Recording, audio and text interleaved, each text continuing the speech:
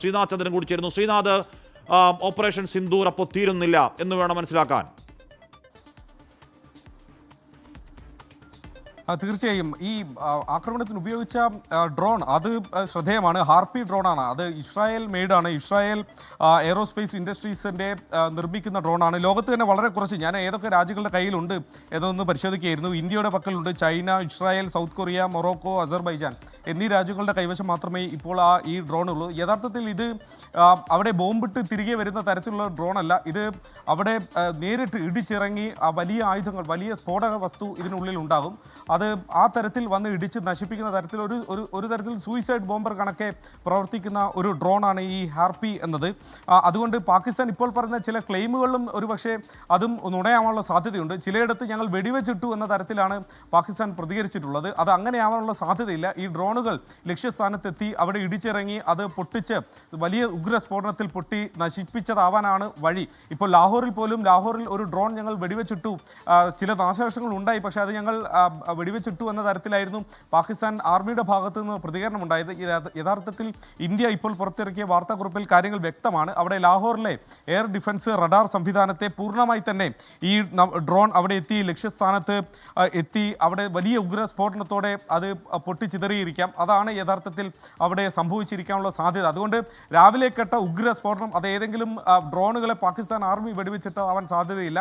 അത് ഈ ഡ്രോൺ അവിടെ വന്ന് നടത്തിയ ആക്രമണം തന്നെയാണ്. അതുകൊണ്ടാണ് ഈ ഹാർപ്പി എന്ന ഡ്രോൺ വളരെ സ്പെഷ്യലായി മാറുന്നത്. അതിൽ ഹൈ ലെവൽ ഓഫ് എക്സ്പ്ലോസീവ്, അതിൽ ഉഗ്ര സ്ഫോടക വസ്തുക്കൾ വഹിക്കാൻ ശേഷിയുള്ള ഡ്രോണാണ്. അല്ലാതെ മിസൈലുകളും മറ്റും ഡ്രോൺ അവിടെ ചെന്ന് വിക്ഷേപിക്കുന്ന തരത്തിലല്ല ഈ ഹാർപ്പിയുടെ പ്രവർത്തനം. അതുകൊണ്ട് കൃത്യമായ പദ്ധതി, കൃത്യമായ ആയുധങ്ങൾ കൃത്യമായ സമയത്ത് ഇന്ത്യൻ വ്യോമസേന ഉപയോഗിക്കുന്നു എന്നതാണ് ഈ ഓപ്പറേഷൻസിനൊക്കെ വിജയകരമായി പൂർത്തിയാക്കുന്നതിൽ നിർണായകമായി മാറുന്നത്. ഇന്ത്യയിൽ നിന്ന് തൊടുത്തുവിട്ട മിസൈലുകൾ ഓരോന്നും കൃത്യമായ ലക്ഷ്യസ്ഥാനത്ത് എത്തിയത് കഴിഞ്ഞ ദിവസം നമ്മൾ കണ്ടതാണ്. 9 ഇടങ്ങളിൽ ഏത് തരത്തിൽ നാശനഷ്ടം ഉണ്ടാക്കി എന്നുള്ളത്. അതേ കണക്കിന് തന്നെയാണ് ഇപ്പോൾ ഈ ഡ്രോൺ ആക്രമണവും കൃത്യമായി ലക്ഷ്യം കാണുന്നത്. ഇന്ത്യൻ സേനയ്ക്ക് യഥാർത്ഥത്തിൽ അവരുടെ ഒരു മിസൈൽ പോലും ഇവിടെ വീഴാതെ കാക്കാൻ കഴിഞ്ഞെങ്കിൽ, അതിനെ ചിന്നിച്ചിതറിയ രീതിയിൽ അതിനെ ഇവിടെ വീഴ്ത്താൻ കഴിഞ്ഞെങ്കിൽ നമ്മുടെ പ്രതിരോധ സംവിധാനങ്ങൾ, റഡാറുകളൊക്കെ എത്രത്തോളം ശക്തമാണ് എന്നത് തെളിയിക്കുന്നുണ്ട്. ലാഹോറിൽ ഇപ്പോൾ ഇന്ത്യ തകർത്ത ആ ഒരു ഡിഫൻസ് റഡാർ സിസ്റ്റം അത് പാകിസ്ഥാനും ചൈനയും സംയുക്തമായി ചേർന്ന് നിർമ്മിച്ചതാണ്. കഴിഞ്ഞ ദിവസത്തെ പാകിസ്ഥാന്റെ HQ-9 air defence missile unit ആണ് ഈ പറഞ്ഞ ചൈന സഹായത്തോടെ ഉണ്ടാക്കിയ HQ-9 air defence missile unit. ഏതാണ്ട് നാമാവിശേഷമായിരിക്കുന്നു.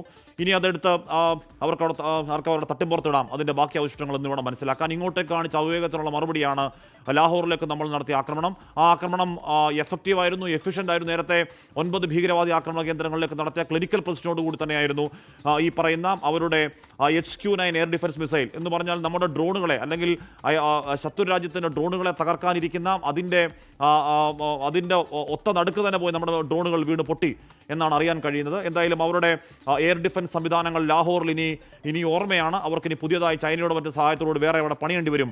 ഇന്നലെ രാത്രി കാണിച്ച അവിവേകത്തിനുള്ള മറുപടിയാണ് അത്. ഇപ്പോൾ കേൾക്കുന്ന ഇസ്ലാമാബാദിൽ ചില സൈറൺ ശബ്ദങ്ങൾ കേൾക്കുന്നു എന്ന് പറയുന്നുണ്ട്. എന്താണ് സംഭവിക്കുന്നത് അറിയില്ല. സ്ഥിരീകരിക്കാത്ത കാര്യം നമ്മൾ പറയുന്നുമില്ല. എന്തായാലും അസീം മുനീറിൻ്റെ പട്ടാളവും കൂട്ടിയാൽ കൂടില്ല ഇന്ത്യയുമായുള്ള യുദ്ധം, അല്ലെങ്കിൽ ഒരു സൈനിക നടപടി അവർക്ക് കൂട്ടിയാൽ കൂടുന്നതല്ല എന്നവർ ഇപ്പോൾ മാത്രമല്ല പലയാവർത്തി ചരിത്രത്തിൽ തിരിച്ചറിഞ്ഞതാണെങ്കിലും പിന്നെയും അത്തരം അവിവേകങ്ങൾക്ക് അവർ തയ്യാറെടുക്കുന്നുവെങ്കിൽ അത് ആ രാജ്യത്തിൻ്റെ പരമനാശം എന്നേ പറയാനുള്ളൂ. ആ രാജ്യത്തിൻ്റെ അവസാനത്തിൻ്റെ തുടക്കം എന്നേ പറയാനുള്ളൂ. ഇതാ നോക്കൂ, അവരുടെ രാജ്യത്തിനകത്തേക്ക് നോക്കിയാൽ അവിടെ ബലൂചിസ്ഥാനിലടക്കം വലിയ കലാപങ്ങൾ നടക്കുന്നു. സിന്ധ് പ്രവിശ്യയിൽ വെള്ളം കിട്ടാത്തതിൻ്റെ പേരിൽ അവിടുത്തെ ജനത അവരുടെ ഭരണകൂടത്തിന് എതിരെ ഇറങ്ങി മുദ്രാവാക്യം ഉണ്ടാക്കുന്നു. അവിടുത്തെ പാക് പോലീസ് ഇറങ്ങി സ്വന്തം പൗരന്മാരുടെ തലയടിച്ച് കീറുന്നു. അങ്ങനെ അങ്ങേയറ്റം അസ്വസ്ഥത നിറഞ്ഞ ഒരു രാജ്യമായി നിൽക്കുന്നതിനിടയിലാണ് അവർക്ക് താങ്ങാനാവാത്ത പണി കഴിഞ്ഞ രാത്രി അവർ ഇന്ത്യൻ സൈനിക കേന്ദ്രങ്ങൾക്ക് നേരെ നടത്തിയത്. അതുമാത്രമല്ല പൂഞ്ചിലടക്കം അവർ നടത്തിയ കൊടിയ ഷെല്ലാക്രമണത്തിൽ നമ്മുടെ 13 നിരപരാധികൾ കൊല്ലപ്പെട്ട കാര്യം കൂടി ഈ വാർത്താക്കുറിപ്പിൽ പറയുന്നുണ്ട്. അതിനുള്ള മറുപടി അടക്കം നമ്മൾ 1-10 എന്ന നിലയ്ക്ക് തിരിച്ചു കൊടുക്കുകയുമാണ്.